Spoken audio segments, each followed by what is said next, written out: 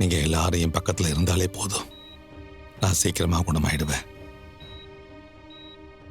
என் புருஷனை ஏன் கையாலே சுட வச்ச உன்ன நான் சும்மா விடுவேனா?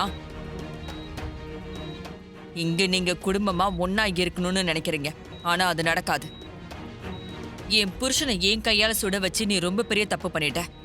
அதுக்கான தண்டனையை நீயும் உன் குடும்பமும் சீக்கிரமே அனுபவிப்பீங்க. முதல்ல மாமாவோட அம்மா வந்து பாத்துட்டு போனாங்க.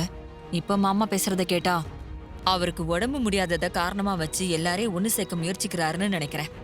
நீ கொஞ்சம் கவனமா இருக்கா? நானும் கவனிச்சுக்கிட்டு தான் இருக்கேன் சந்திரா. அவர் உடம்பு சரியாகி வரட்டும். என்ன, அது வரைக்கும் இந்த கார்த்தியை நம்ம குடும்பத்தை விட்டு தள்ளி வச்சாலே போதும். இது வரைக்கும் அவர் பண்ணத்துக்கெல்லாம் ஏற்கனவே நன்றி சொல்லியாச்சு. இனியும் அவர் இங்க இருக்க வேண்டிய அவசியம் இல்லை. இப்பவே அவரை கிளம்ப சொல்லுங்க. இதுக்கு மேல என் புருஷனை நான் பாத்துக்கிறேன். அவர் என் உயிரை காப்பாத்தி கொடுத்திருக்காரு, அவர்கிட்ட எப்படியா பேசுவேன்? நான் எல்லாம் சரியாதான் பேசுறேங்க. நேத்து உங்க அம்மா வந்தாங்க. இன்னைக்கு உங்களுக்கு உடம்பு முடியலங்கிறத காரணமா வச்சு நம்ம வீட்டுக்கு என் பகையாளிங்க யாரும் வரத நான் விரும்பல. இங்க இருந்து முதல்ல போ சொல்லுங்க. மா, நடந்ததெல்லாம் பக்கத்துல இருந்து பார்த்தும் கூடவா இப்படியா நீங்க மாமா கிட்ட பேசுவீங்க? கண்ணு முன்னாடி என் கூட பிறந்தவ பொணமா தொங்குனதையும் நான் பார்த்திருக்கேன். அதனால எனக்கு நீ கிளாஸ் எடுக்காத. நீ திருந்தவே மாட்டியா ஈஸ்வரி? மாமா, உங்களை டாக்டர் ஸ்ட்ரெயின் பண்ணக்கூடாதுன்னு சொல்லியிருக்காருல, டென்ஷன் ஆகாதீங்க மாமா. அவனே, என்ன இருந்தாலும் என் மருமகை இப்படி பண்ணிருக்க கூடாது அவனே. என் மனசு எப்படி வலிக்குது தெரியுமா? சித்தப்பா, அவ வேணும்னு என்ன சுட்டிருக்க மாட்டா.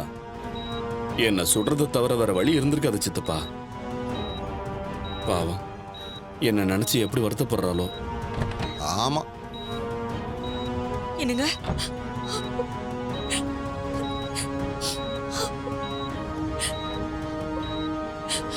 என்ன மன்னிச்சிருங்க. உங்களை சுடணுங்கிறது என் எண்ணம் இல்லைங்க. ஆனா அக்காக்கு என் மேல சந்தேகம் வந்த உடனே என் புத்தி வேலை செய்யலங்க. உங்களை நான் சுடாம இருந்திருந்தா இந்நேரம் வீட்டை விட்டு என்ன துரத்திருப்பாங்க.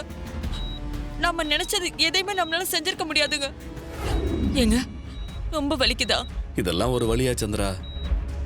உன்னையும் என்னையும் இந்த நிலைக்கு கொண்டு வந்தவங்கள என்னால எதுவுமே பண்ண முடியலன்னு நினைக்கும் போதுதான் எனக்கு உயிரே போற மாதிரி வலிக்குது. புரியுதுங்க. என் மேல சந்தேகப்பட்டு அக்கா உங்களை சுட சொல்லும் போது துப்பாக்கி எடுத்து ஏன் தலைமையிலேயே வச்சு என்னையே சுட்டுக்கலாம்னு தோணுச்சு. ஆனா நீங்க சொன்ன மாதிரி நம்ம பிரிஞ்சு இருக்கிற காரணமா இருந்த என் அக்காவும் அவளை பாதுகாக்கிற அவ மாப்பிள்ளையையும் எதுவுமே பண்ணாம போயிடக்கூடாதுன்னு நினைச்சேன். இல்லனா நான் என்னையே சுட்டிருப்பேன். என்ன சந்திரா நீ இப்படிலாம் பேசாத. இங்க பாரு, நீ இருக்கிற தைரியத்துல தான் நான் இங்க இருக்கேன். இல்லங்க, எனக்கு தோணுனதை நான் உங்ககிட்ட சொன்னேன். நீங்க ஒண்ணு ஃபீல் பண்ணாதீங்க. அப்புறம் உங்ககிட்ட ஒரு முக்கியமான விஷயம் சொல்லிட்டு அப்படியே உங்களை பார்த்துட்டு போலான்னு தான் வந்தேன். எனக்கு தெரிஞ்ச ஃப்ரெண்டு மூலமா ஒரு லாயரை ஏற்பாடு பண்ணியிருக்கேன். அவங்க உங்களுக்கு ஜாமீன் வாங்கி கொடுத்துருவாங்க. நீங்க வீட்டுக்கு வந்து நல்லா ரெஸ்ட் எடுங்க. சமையல் செய்ய, வீட்டை பாதுகாக்க நான் ஆல்ரெடி ஆளை ஏற்பாடு பண்ணிட்டேன். அப்புறம் இந்த கும்பாபிஷேகம், கார்த்தி, என் அக்கா, இவங்க யார பத்தியும் எதையுமே இப்ப யோசிக்காதீங்க. அது எல்லாத்தையும் நான் பாத்துக்கிறேன். உன்னால எப்படி தனியா இவ்வளவு பெரிய காரியத்தை பண்ண முடியும்? ஏங்க, நான் உங்க பொண்டாட்டிங்க. என்னால எல்லாமே முடியும். நீங்க என்ன நினைச்சு கவலைப்படாதீங்க. அதையே தான் நானும் சொல்றேன். நீ என்ன நினைச்சு கவலைப்படாத, நான் பாத்துக்கிறேன். ரேவதி, ரேவதி, என்ன என்னாச்சுக்கா? என்னாச்சா? அத நாங்க கேட்கணும். எதுக்கு ஏதோ பறி கொடுத்த மாதிரி உட்கார்ந்துருக்க?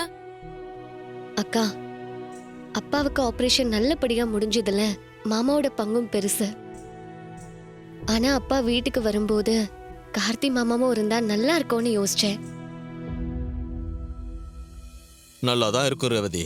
ஆனா என்ன பண்றது, அத்தை சகலகிட்ட பேசுனதை பார்த்தல. ரேவதி, நீ எப்ப பார்த்தாலும் கார்த்தியை மட்டுமே பெருமையா பேசிட்டு இருக்கிறத முதல்ல நிறுத்து.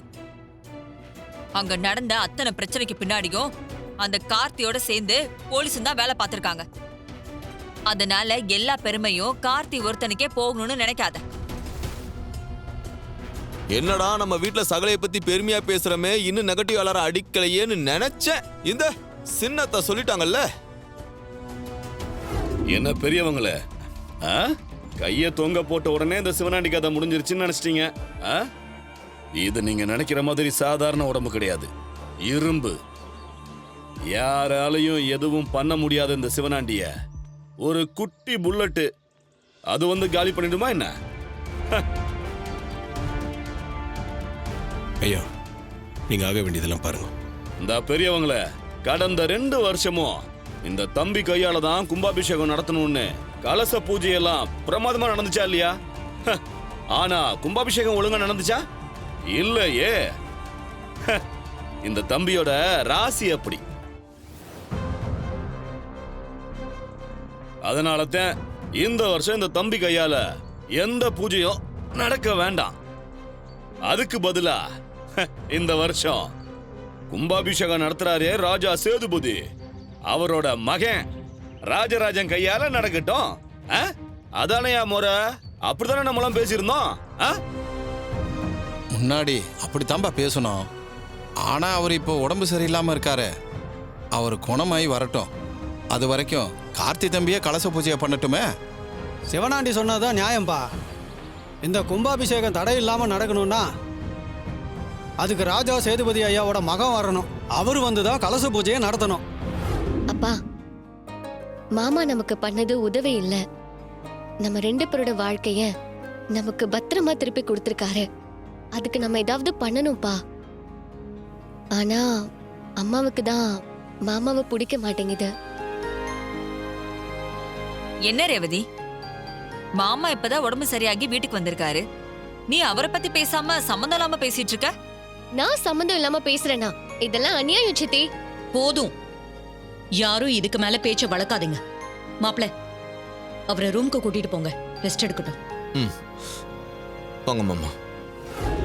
தம்பி, சிவனாண்டி வில்லங்கம் பிடிச்ச ஆளுதான். ஆனா இங்க இருக்கிற எல்லாருடைய எண்ணமும் கும்பாபிஷேகம் நல்லபடியா நடக்கணும், ஊரு நல்லா இருக்கணும்ன்றது தான். அவ்வளவுதான்பா. அதனால நான் சொல்றத நீங்க தப்பா எடுத்துக்க கூடாது. கும்பாபிஷேகம் நல்லபடியா நடக்கணும், இந்த ஊரு நல்லா இருக்கணும்னு சொன்னீங்க. என்னோட ஆசையும் அதாங்க. உங்க மனசில் நீங்க என்ன நினைக்கிறீங்களோ அதை வெளிப்படையாவே சொல்லிடுங்க. ராஜராஜன் ஐயா வயசுல பெரியவர். இந்த முறை அவர் வந்து கலச பூஜை பண்ணட்டும். இனி அடுத்து ஒரு வருஷங்கள நீங்களே பண்ணலாம் அப்படிங்கறதான் தம்பி எங்க அபிப்பிராயம். உங்க எல்லாரோட முடிவு தான் என்னோட முடிவும். நான் ஏற்கனவே என் மாமா வருவார்னு சொல்லியிருக்கேன். என் மாமா கையால தான் இந்த முறை கலச பூஜை நடக்கும்.